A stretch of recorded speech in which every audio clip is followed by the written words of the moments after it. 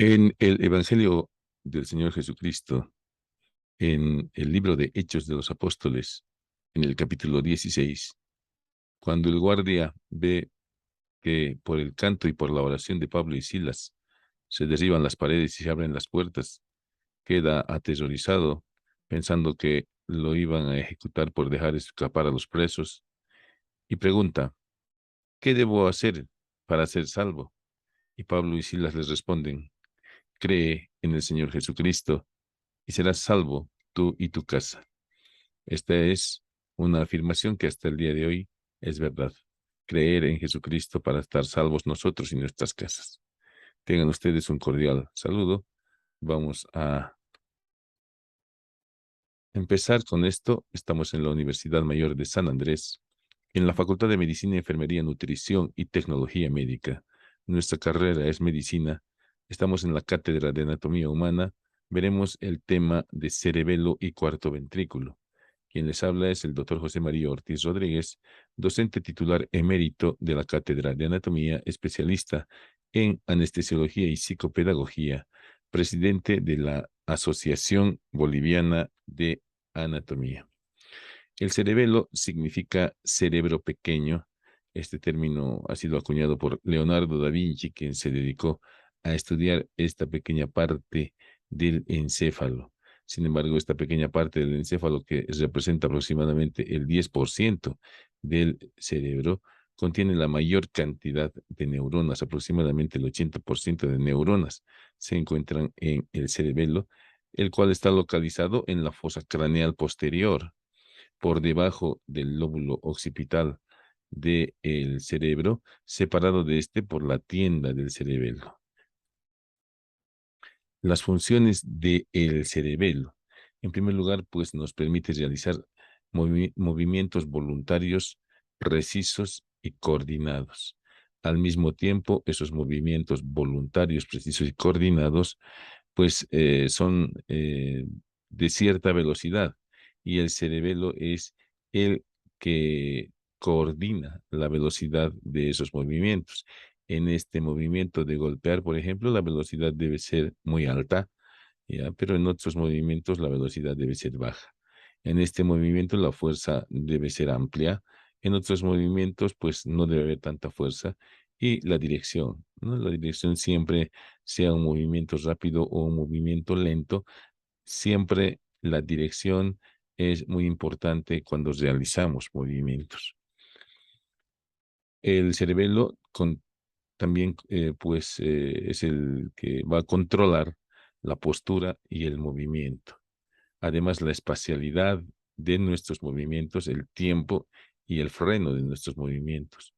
Vean ustedes cómo están dando esos pasitos tan pequeños porque está de puntas, porque si hiciera pasos más largos posiblemente no podría equilibrarse, y tiene pues un espacio relativamente limitado en el escenario, aunque se trata de un escenario grande. Sin embargo, mide su espacio, mide el tiempo de acuerdo a la música. Entonces vean ustedes el cerebelo cómo está coordinando con la audición, y además se detiene para dar reversa prácticamente, como podríamos decir. Y además, también pues el cerebelo tiene funciones ejecutivas. Junto con la corteza pueden planificar movimientos por anticipado. Algunos estudios sugieren que el cerebelo puede estar activo durante la toma de decisiones o la coordinación de dos tareas al mismo tiempo, aumentando la velocidad y aumentando y automatizando los movimientos. En el lenguaje, ¿cómo participa el cerebelo en el lenguaje? En primer lugar, participa en la composición sintáctica, es decir, el modo de combinar y ordenar las palabras, pero en este caso habladas, las expresiones, ¿no? Y también pues participa en la semántica entre las palabras, es decir, ver el significado de las palabras y el orden en el que deben ir. Y una función importante, la articulación oculta. ¿Cuántas veces nosotros nos hablamos a nosotros mismos en nuestra mente? Y pues ahí utilizamos articulación de las palabras en nuestra mente sin que emitamos ningún sonido. Otra actividad importante del cerebelo son pues las habilidades visoespaciales. Actualmente pues con la tecnología hemos llegado a tener esta realidad virtual en la cual podemos ver imágenes, rotarlas. Sin embargo, el cerebelo, sin necesidad de estos artefactos, puede construir imágenes y rotarlas mentalmente. Es importante. Ahora, en la memoria y aprendizaje motor y no motor, pues el cerebelo también participa de manera muy importante. Por ejemplo, es muy importante en la memoria procedimental. Este cirujano, para realizar estos puntos, seguramente ha tenido que aprenderlos primero, luego irlos ensayando hasta que esa memoria procedimental guarda los movimientos y nos permite realizarlos cuando sea necesario el realizar estos movimientos de trabajo. El cerebelo también puede participar en actividades de atención selectiva, ¿sí? Atención selectiva como por ejemplo en situaciones que requieren el cálculo de la distancia y del espacio. También participa mucho en las actividades motoras en respuesta a estímulos afectivos, puesto que tiene también conexiones con la circunvolución límbica y el sistema límbico. ¿Dónde está localizado el cerebelo? El cerebelo se encuentra localizado por detrás del tallo cerebral, por debajo de los hemisferios cerebrales, específicamente del lóbulo occipital. Su cara inferior está apoyada en las fosas cerebelosas, las dos partes laterales, y la parte inferior del vermis está apoyado en la fosita vermiana del occipital. Aquí tenemos la cara externa, pues toda esta cara externa inferior está apoyado en las fosas cerebelosas del hueso occipital. En esta imagen estamos viendo los hemisferios cerebelosos, el vermis cerebeloso, ahí está las fosas cerebelosas del occipital y estamos viendo que el cerebelo está separado del cerebro por una prolongación de la dura madre, que es la tienda del cerebelo. La tienda del cerebelo en cuya circunferencia mayor se encuentran los senos laterales en dirección hacia la protuberancia occipital externa a la prensa de erófilo. En esta imagen estamos viendo la cara inferior del cerebelo desprovista de su protección ósea, el occipital, y también desprovista de su protección meningeal, las dura madre, pía madre y aracnoides, que se encuentran en la parte inferior. Estamos viendo por delante del cerebelo el bulbo raquídeo, rodeado por las amígdalas cerebelosas. Cuando hay un edema cerebral, pues todo esto tiende a irse hacia el conducto raquimedular, puesto que no hay donde expandir el edema por la parte superior y pues al tener la limitación del tamaño del foramen magnum, pues las amígdalas pueden comprimir el bulbo, donde se encuentran importantes centros como el centro respiratorio y ocasionar un paro respiratorio. En esta imagen estamos viendo el cerebelo cubierto por sus meninges de protección, la dura madre, pía madre, aracnoides en la cara posterior, y este surco que nos está presentando a ambos lados, pues son los lugares donde se encuentran los senos laterales.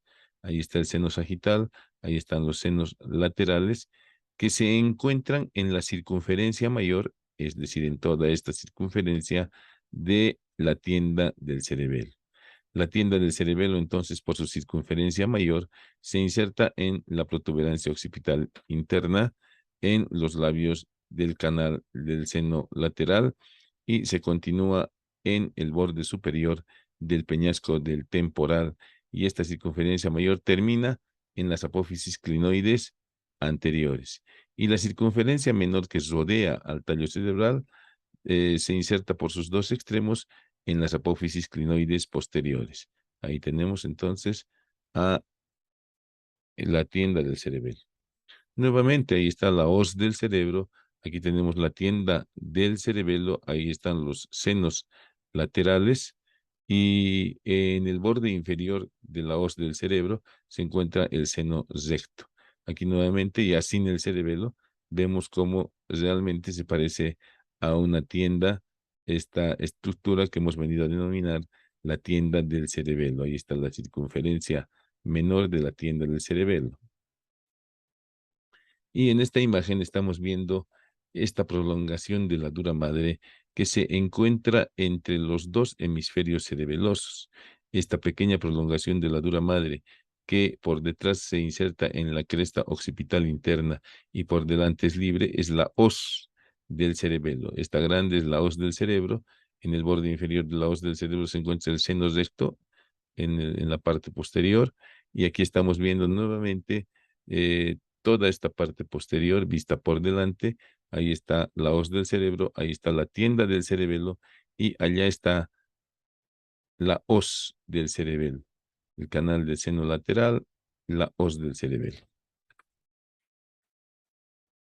El cerebelo, ¿cuánto mide? Mide aproximadamente 8 a 10 centímetros en su porción más ancha, mide 5 centímetros en su porción más alta y 6 centímetros en su diámetro máximo antero-posterior. Pesa entre 150 a 180 gramos. En algunos estudios se ha visto que de manera constante el cerebelo masculino tiene 9 gramos aproximadamente más que el cerebelo femenino y como habíamos dicho, representa el 10% de la masa cerebral y que sin embargo contiene aproximadamente el 80% de todas las neuronas. En esta imagen estamos viendo la cara superior del cerebelo, la cual está en relación por medio de la tienda del cerebelo con el lóbulo occipital de los hemisferios cerebrales. Y vemos en la configuración externa del cerebelo la presencia de estos surcos que, de acuerdo a la profundidad, pueden clasificarse en surcos de primero, de segundo y de tercer orden. Los de primer orden, pues prácticamente no se los ve. Los de segundo orden son un poco profundos y los de tercer orden son algo más profundos.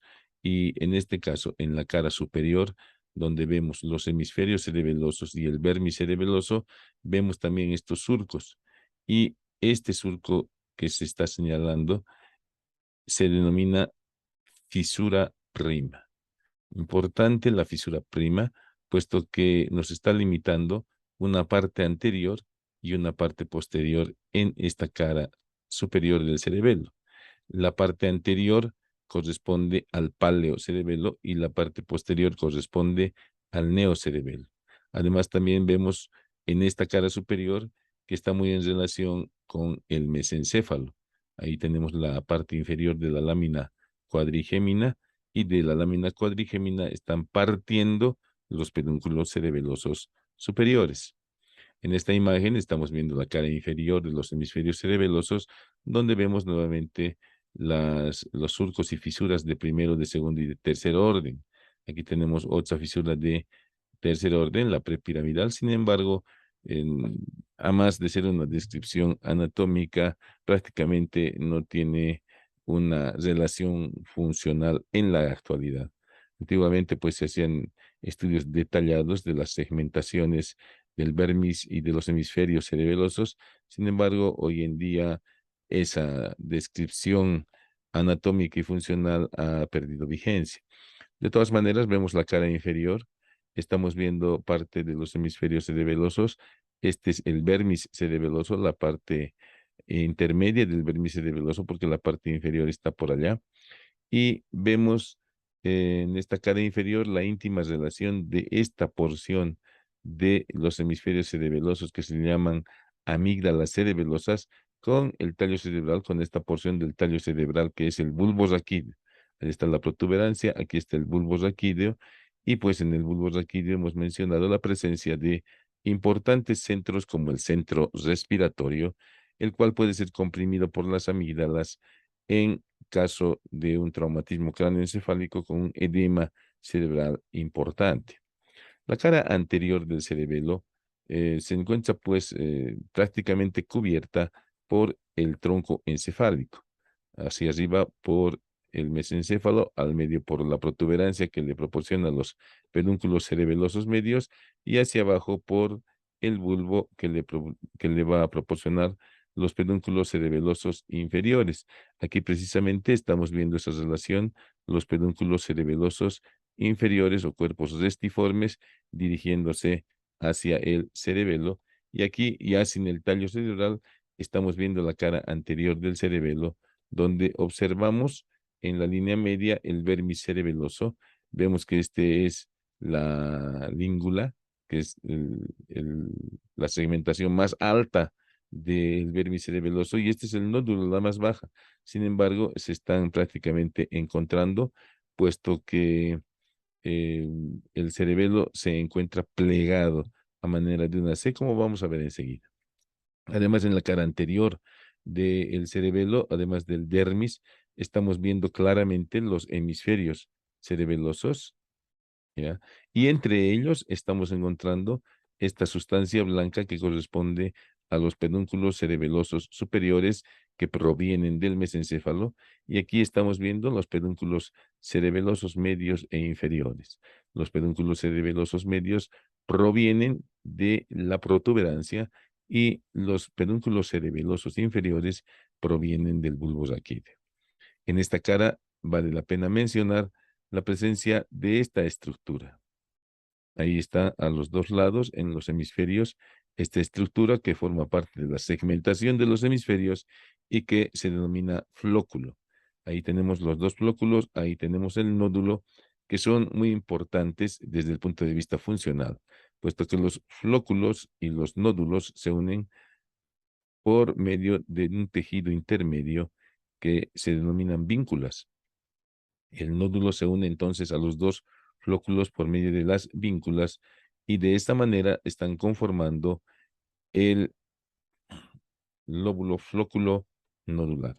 Lóbulo flóculo nodular. Aquí estamos viendo en la cara posterior del cerebelo, una vista posterior, donde encontramos el vérmiz cerebeloso, encontramos los hemisferios cerebelosos y pues las fisuras de primero, segundo y de tercer orden, donde encontramos esta fisura horizontal muy profunda, muy importante desde el punto de vista macroscópico, no así desde el funcional. Y pues en esta vista lateral podemos analizar la presencia de los pedúnculos cerebelosos superiores, medios e inferiores. Ahí está el mesencéfalo y ahí están los pedúnculos cerebelosos superiores. Ahí están los pedúnculos cerebelosos medios y en la parte inferior los pedúnculos cerebelosos inferiores que provienen del bulbo raquídeo y que también se denominan cuerpos restiformes. Nuevamente, más de lo mismo, pedúnculos cerebelosos superiores, medios e inferiores o cuerpos restiformes. Y aquí tenemos una magistral disección realizado por un equipo de neurociencias de la Argentina, donde vemos en primer lugar el lemnisco lateral, pero proveniendo de aquí del mesencéfalo se encuentra el pedúnculo cerebeloso superior y se ve la dirección de sus fibras.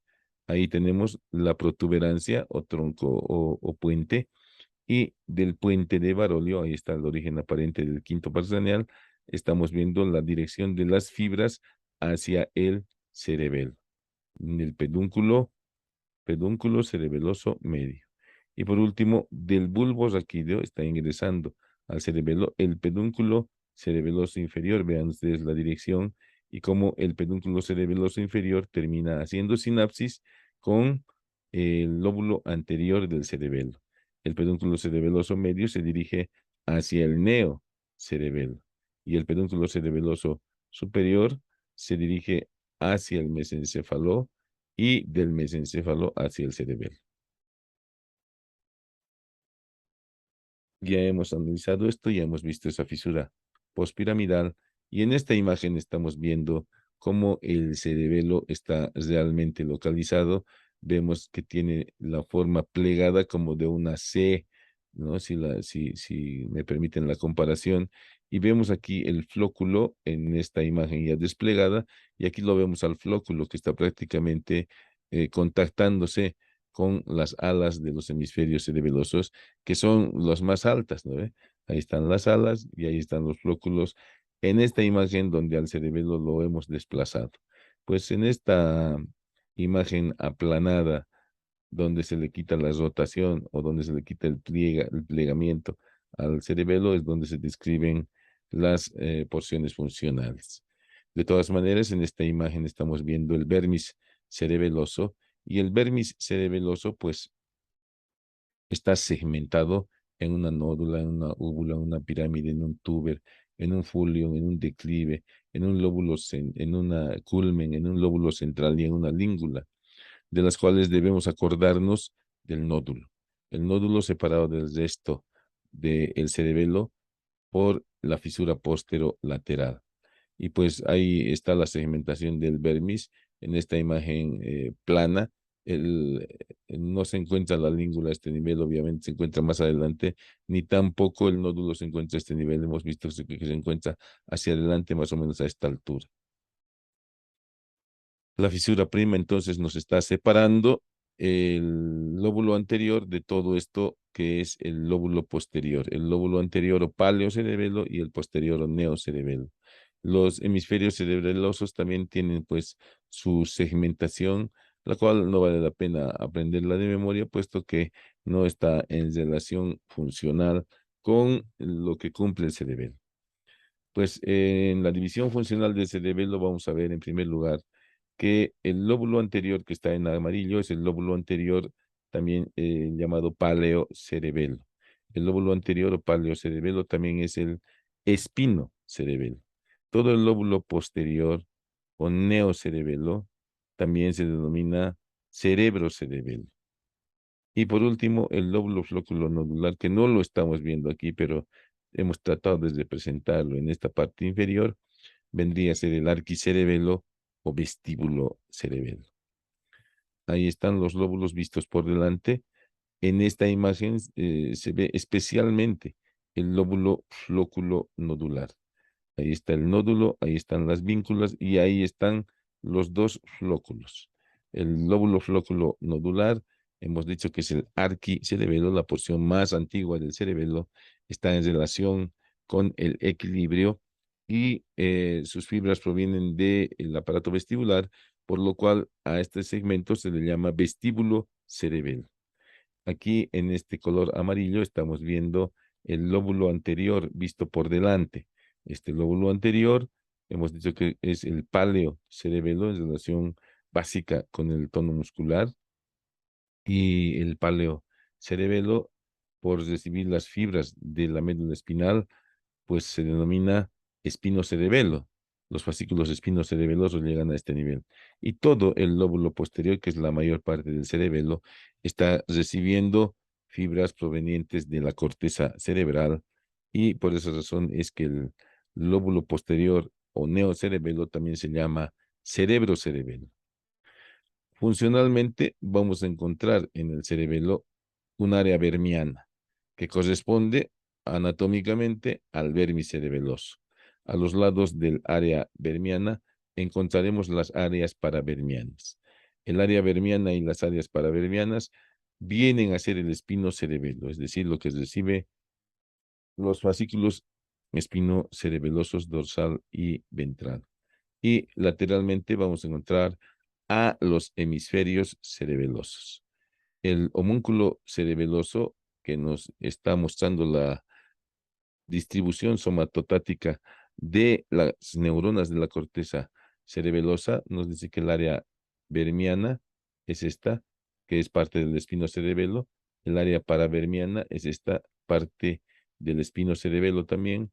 Los hemisferios son del cerebro cerebelo y el lóbulo flóculo nodular del vestíbulo cerebelo. El arquicerebelo pues está encargado del equilibrio puro, y pues no es necesario que nosotros estemos en esta situación para equilibrarnos. El equilibrio pues está funcionando todo el tiempo cuando caminamos, cuando nos movemos, estamos haciendo funcionar el equilibrio. El paleocerebelo, ya, que corresponde también al espinocerebelo y a la área vermiana y paravermiana, nos está regulando el tono muscular, es decir, la fuerza que empleamos para realizar cualquier actividad en nuestra vida, incluso para escribir. Nosotros tenemos que aplicar cierta presión a el instrumento con el cual estamos escribiendo, de acuerdo a lo que nosotros deseemos hacer con nuestra escritura. Y así sucesivamente con cualquier actividad de nuestra vida cotidiana, pues tenemos que regular eh, cómo va a funcionar nuestra fuerza motora. Y pues en los hemisferios se controlan los movimientos finos, coordinados, planificados y la ejecución de los mismos.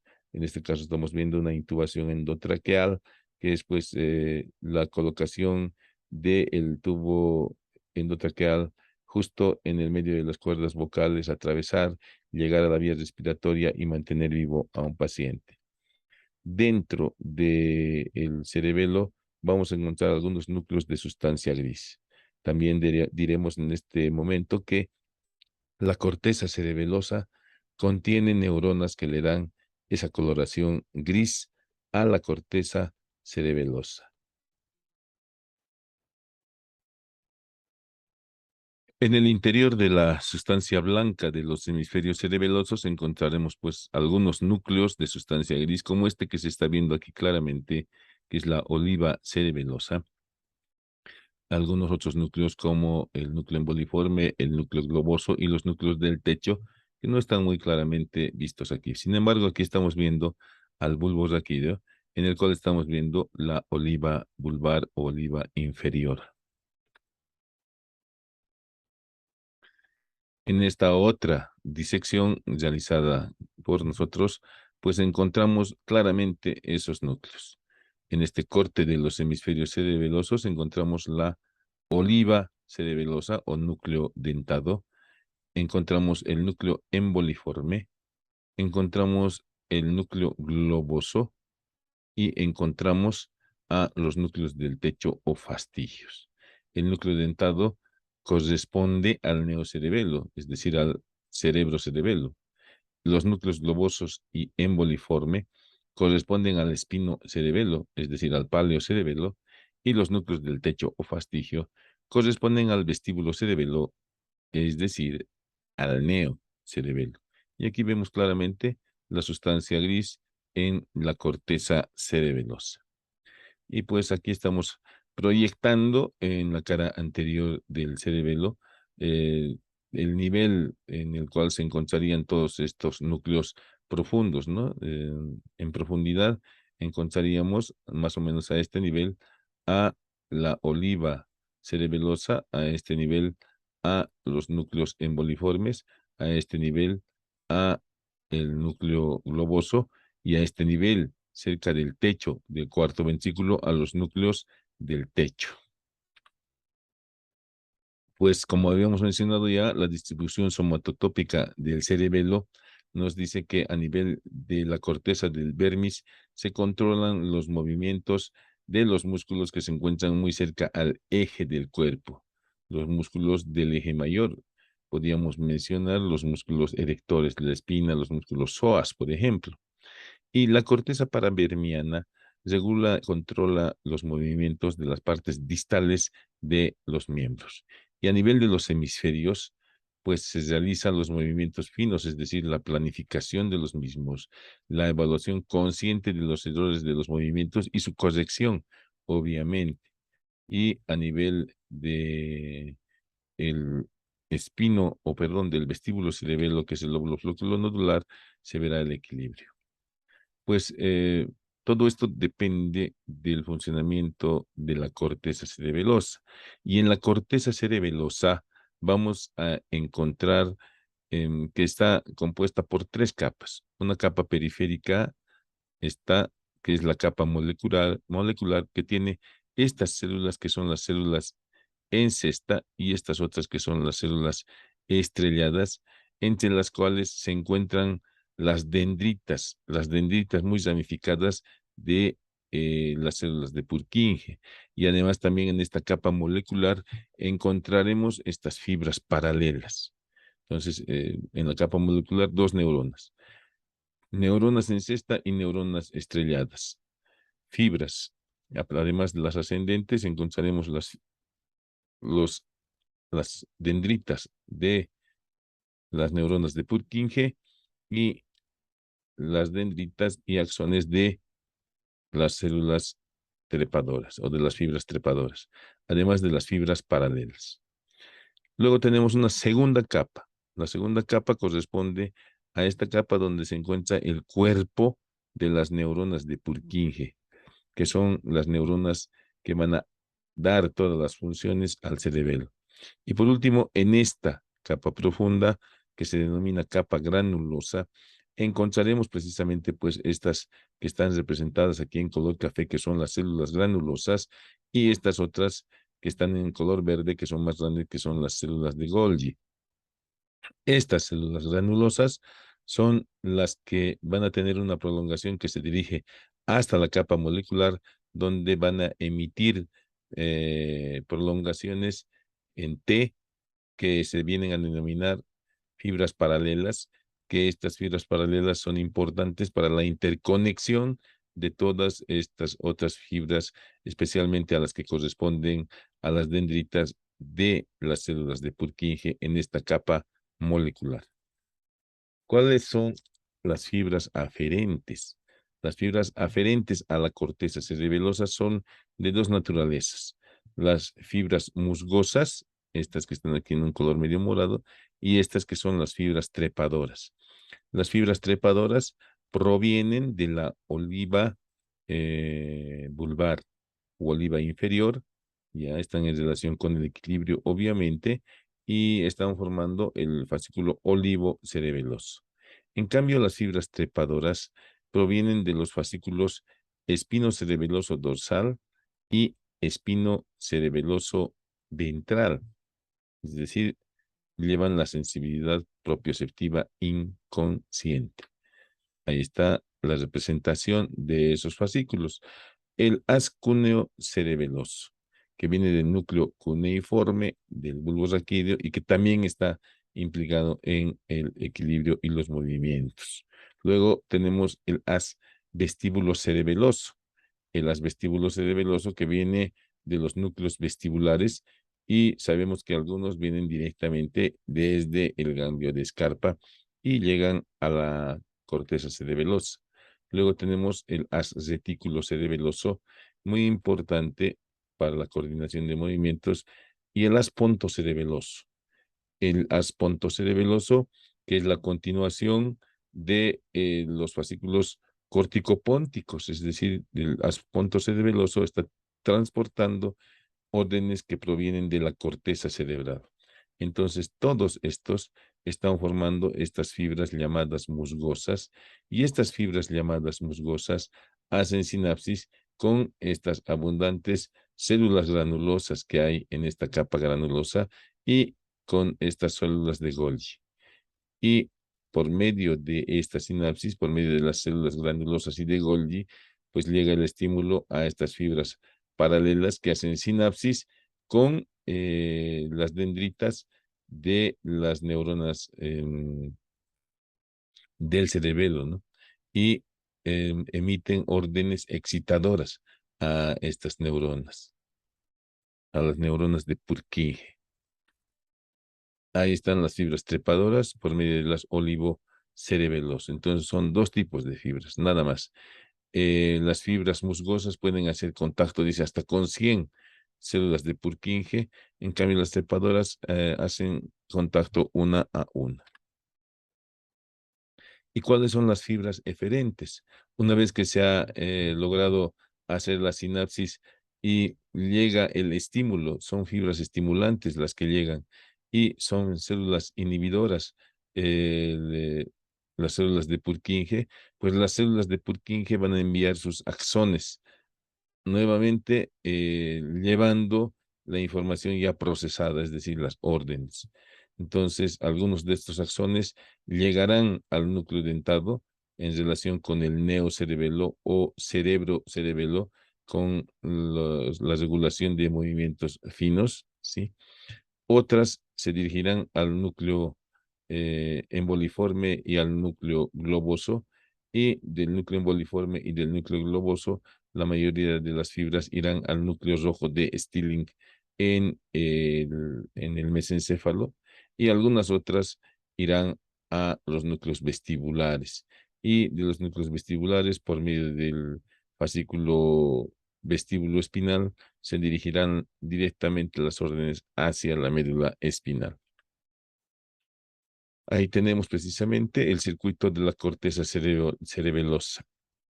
Estas células de Purkinje, estas células estrelladas y estas células en cesto son inhibidoras. En cambio, las que ascienden son excitadoras. Y entonces, para que haya una adecuada movilidad de cualquier segmento del organismo, debe haber una coordinación entre los estímulos, entre las neuronas estimuladoras y las inhibidoras. Ahí tenemos una imagen de las células de Purkinje. Hay una preparación histológica donde vemos las células de Purkinje con sus axones y sus cantidades impresionantes de terminaciones dendríticas que son el sustrato de la regulación del movimiento. Entonces, en todas las partes de la corteza cerebelosa, esta estructura microscópica es la misma que ya hemos mencionado, una capa molecular, una capa de células de Purkinje y una capa granulosa. En la capa molecular hemos mencionado la presencia de las células en cesto y las células estrelladas que hacen sinapsis con las dendritas de las neuronas de Purkinje, y además todo esto está conectado a nivel de toda la corteza por medio de estas fibras paralelas que provienen de las células granulares del estrato más profundo, lo mismo que estas células de Golgi que van a ser estimulantes de las neuronas de las células en cesto estrelladas y de las células de Purkinje. El concepto de glomérulo cerebeloso, pues es la sinapsis que se hace entre las células de Golgi, las pequeñas células granulosas y las fibras musgosas o ascendentes que ya hemos visto que provienen de la médula espinal, de la corteza cerebral y del tallo cerebral. Esto es lo que ha venido a llamarse el fascículo vestibular del cerebelo.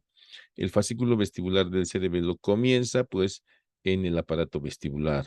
Sabemos muy bien que el aparato vestibular consta de estos conductos semicirculares y del vestíbulo donde están el sáculo y el utrículo. En los conductos semicirculares hemos descrito ya la presencia de las crestas ampulares y las placas en el sáculo y en el utrículo, las placas ampulares que tienen células neuroepiteliales con unos cilios vibrátiles que van a captar el movimiento del líquido endolinfático.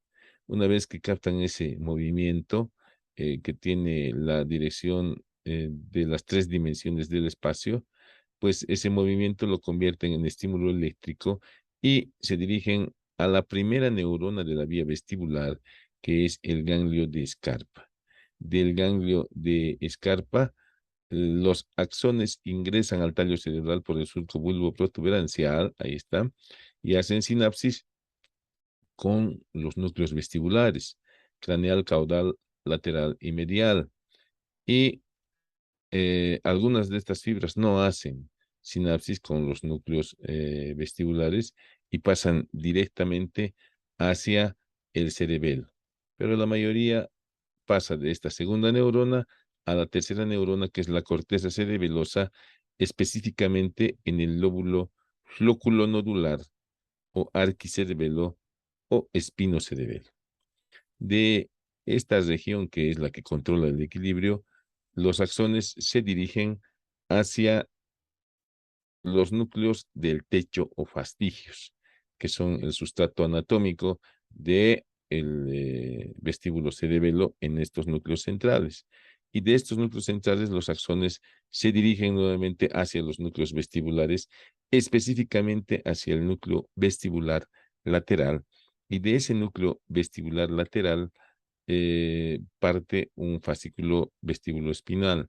Pero antes de describir ese fascículo, diremos que hay algunas fibras de los núcleos del techo que se dirigen hacia el tálamo óptico, hacia el núcleo ventral lateral y algunos hacia la corteza motora. ya, hacia la corteza motora del lado opuesto, del lado opuesto. Por lo tanto, van a regular la corteza motora del lado opuesto, que como sabemos muy bien, termina influenciando en el cuerpo contralateral. Y del núcleo vestibular lateral, los axones también se dirigen hacia el asta anterior de la médula espinal por medio de este fascículo vestíbulo espinal, y de las astas anteriores parten los axones motores que van a ir a terminar haciendo su efecto en los músculos correspondientes para el equilibrio. Entonces, este es el fascículo vestibular del cerebelo. Y a continuación vamos a ver este otro fascículo, que es el fascículo espinal. El fascículo espinal comienza pues en los órganos tendinosos de Golgi y en los usos neuromusculares y en los receptores de las cápsulas articulares.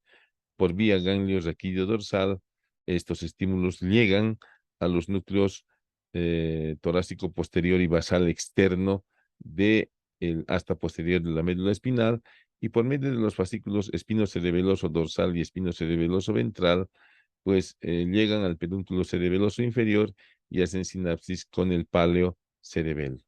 Del páleo cerebelo, los axones se dirigen a los núcleos globoso y emboliforme, y de estos núcleos globosos y emboliformes, pues los axones se dirigirán hacia el núcleo rojo de Stilling.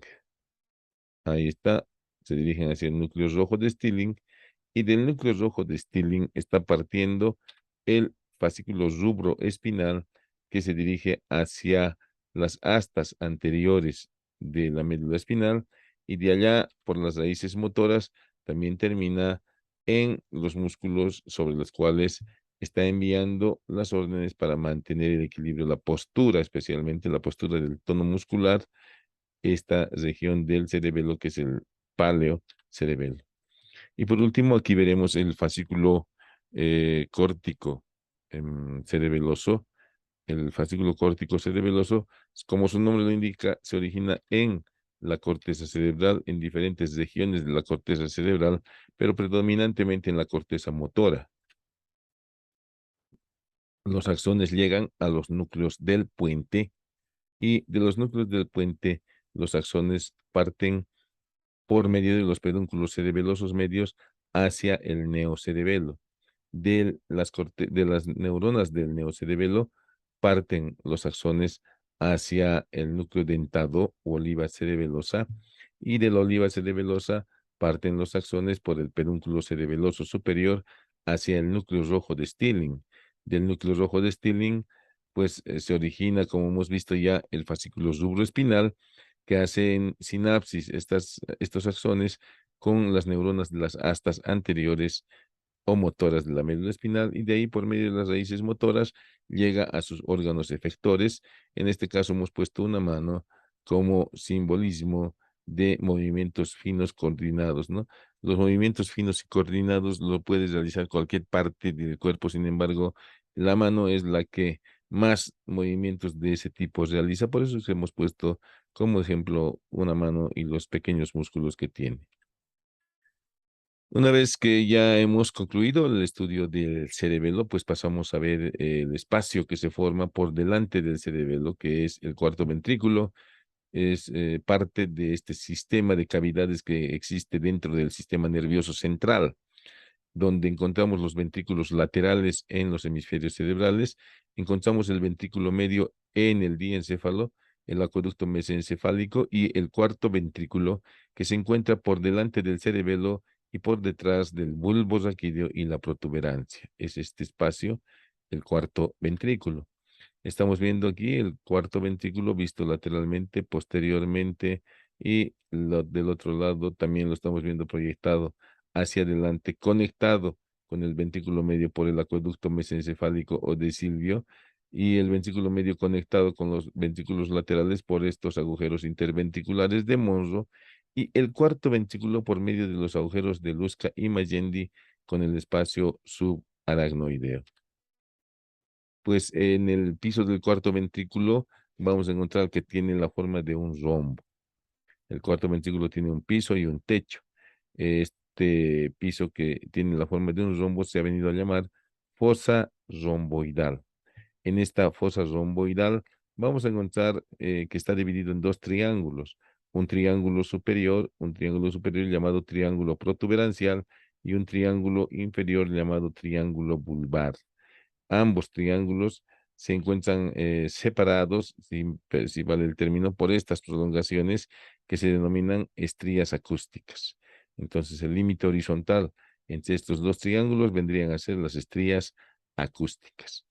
En los dos triángulos vamos a encontrar este surco sagital posterior, que es la continuación del surco medio posterior, tanto de la médula como del bulbo raquídeo. En el triángulo inferior, entonces, además de ese surco sagital, vamos a encontrar a los lados del surco sagital esta superficie que tiene un color un poco más claro, que es el trígono del hipogloso. En profundidad se encuentra el núcleo del hipogloso, que tiene por fuera un surco limitante que lo está separando de esta otra superficie de color oscuro que se denomina fobia inferior o ala gris. Esta fobia inferior o ala gris corresponde al núcleo dorsal del vago. Más lateralmente vamos a encontrar esta sustancia que se ve de color un poco más claro, que es el funículo separans, que está separando de esta zona un poco oscura, que es el área póstrema. El área póstrema que en profundidad contiene la zona gatillo del vómito.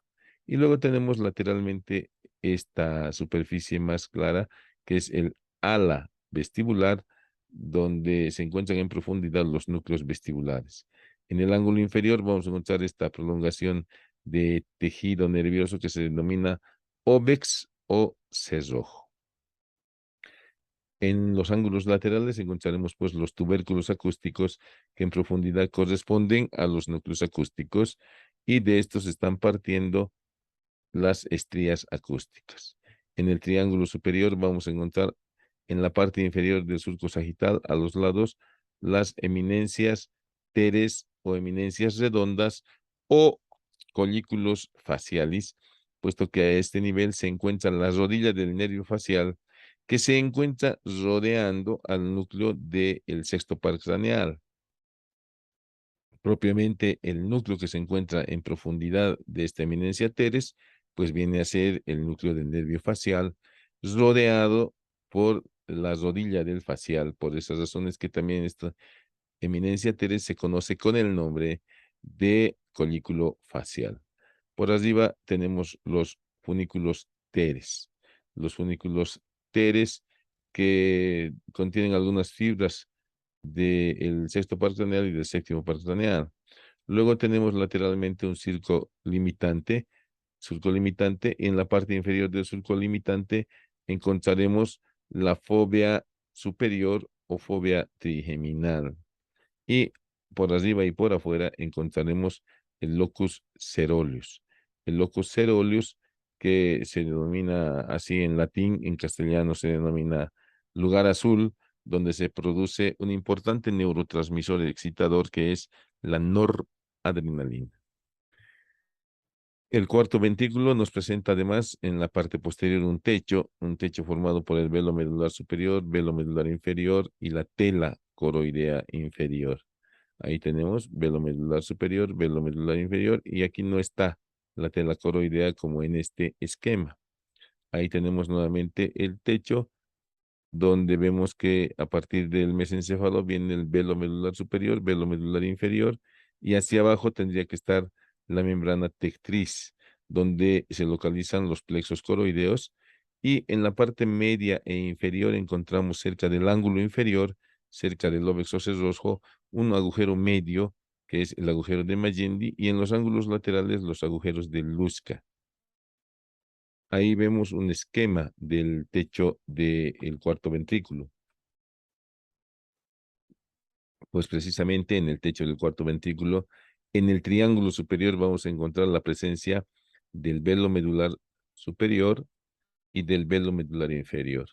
El velo medular superior o válvula de Busens y el velo medular inferior o válvula de Tarín. Aquí está precisamente los pedúnculos cerebelosos superiores. Ahí está el velo medular superior. Ahí está el velo medular inferior, muy en relación con la língula. Luego tenemos en este esquema los pedúnculos cerebelosos medios. Aquí está el pedúnculo cerebeloso superior. Y en el triángulo inferior encontraremos esto, que es la membrana tectriz.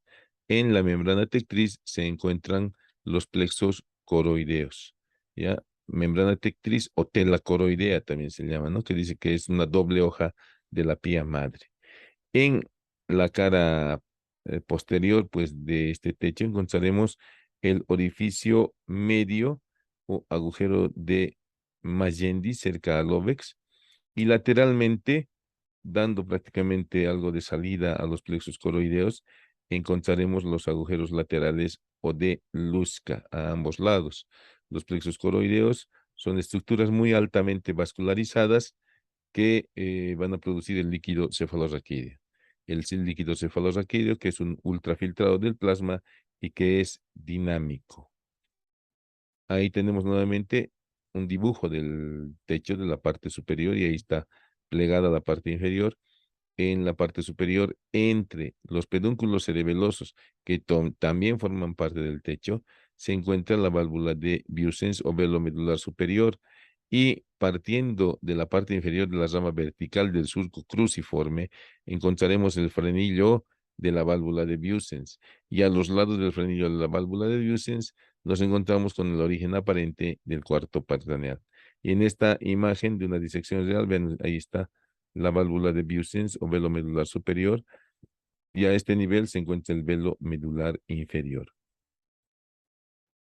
Nuevamente estamos viendo el techo y ahí estamos aprovechando de ver los pedúnculos cerebelosos superiores como parte del techo del cuarto ventrículo y ahí tenemos el velo medular superior. Ahí tenemos el velo medular superior, el velo medular inferior y ahí tenemos la tela o membrana coroidea con esto que son los plexos coroideos. Ahí nuevamente el techo, como habíamos mencionado, pedúnculo cerebeloso superior, pedúnculo cerebeloso superior, todo esto y todo esto. Y entre los dos se encuentra el velo medular superior, ¿ya? O válvula de Busens. Y aquí estamos viendo el velo medular inferior o válvula de Tarín. Y este es el límite entre la válvula de Tarín y esto que es coroidea, la tela coroidea que contiene los plexos coroideos y en la parte media e inferior esta tela coroidea presenta este orificio, que es el orificio medio o de Magendie y lateralmente en relación con los extremos laterales de los plexos coroideos nos presenta los agujeros laterales o de Lusca. Estos agujeros de Magendie y Lusca, comunican el sistema que está dentro del sistema nervioso central, valga la aclaración y valga la palabra, la redundancia, el sistema de cavidades intraneural con el espacio subaracnoideo que se encuentra por fuera del sistema nervioso. Aquí estamos viendo una imagen en la cual han horadado prácticamente la protuberancia y parte del bulbo para mostrarnos el techo del cuarto ventrículo con su velo medular superior, su velo medular inferior y con la tela coroidea o membrana tectriz que contiene a los plexos coroideos. Y aquí nos está mostrando los agujeros o forámenes de Lusca que comunican el sistema intraneural con el espacio subaracnoideo. Aquí vemos pues en estas imágenes de bioimagenología la presencia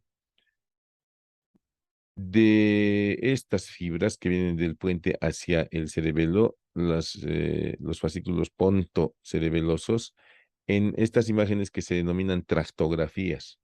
Las tractografías son una técnica especial que tiñe a los tractos, haces o fascículos para permitirnos su estudio más detallado. Imagínense los recursos con los que contamos hoy en día para el estudio de la neuroanatomía, y en esta tomografía estamos viendo el cerebelo con todas las relaciones que ya hemos mencionado, ¿no? Ahí está el lóbulo occipital, la tienda del cerebelo, las fosas cerebelosas del occipital, ahí está el bulbo, ahí está el bulbo, ahí está la protuberancia, ahí está el mesencéfalo, el acueducto mesencefálico, el velo medular superior, la tela coroidea inferior, la tienda del cerebelo, la corteza cerebelosa normal, la médula cerebelosa también normal. Si vemos con detalle, podremos ver los núcleos centrales del cerebelo. Aquí los hemisferios cerebelosos también normales. El número uno es el bulbo, el número dos los hemisferios y parte del dos pues son estos que son las amígdalas cerebelosas. Y nuevamente el ventrículo medio, los ventrículos laterales, perdón, el cuarto ventrículo, ventrículo medio y ventrículos laterales. Ahí está el cuarto ventrículo normal, sin desviaciones, la corteza normal, la sustancia blanca normal, y ahí estamos viendo este espacio que se encuentra por fuera del cerebelo, por debajo del aranoides, que es una cisterna, la cisterna que se encuentra ahí. Y pues en esta imagen nos han tratado de esquematizar en esta cara anterior del cerebelo lo que hemos visto también en la disección, el nódulo y los flóculos unidos por las vínculas, formando el lóbulo flóculo nodular, que es el que está en relación con el equilibrio y que corresponde al vestíbulo cerebelo. Aquí estamos viendo una alteración del cerebelo con un tumor que está ocasionando además hidrocefalia. Vean ustedes la gravedad de este caso. Entonces, el conocimiento anatómico nos permitirá interpretar estas imágenes de bioimagenología, tomografías, resonancias, y nos permitirán tomar alguna decisión clínica. Muchísimas gracias por su atención.